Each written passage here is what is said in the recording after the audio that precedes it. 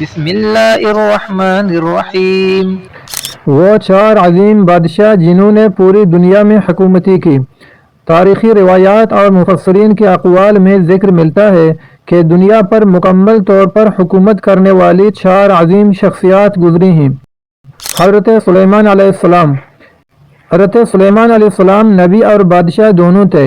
آپ کو اللہ تعالیٰ نے جنات، انسانوں، پرندوں اور ہواؤں پر بھی اختیار دیا۔ ذوالقرنین ایک عادل اور محوط بادشاہ جنہوں نے مشرق و مغرب تک فتوحات کی اور یاجوج ماجوج کے خلاف دیوار تعمیر کی۔ نمروز یا نمرود یہ ظالم بادشاہ جس نے حضرت ابراہیم علیہ السلام سے مناظرہ کیا اور خدائی کا دعویٰ کیا۔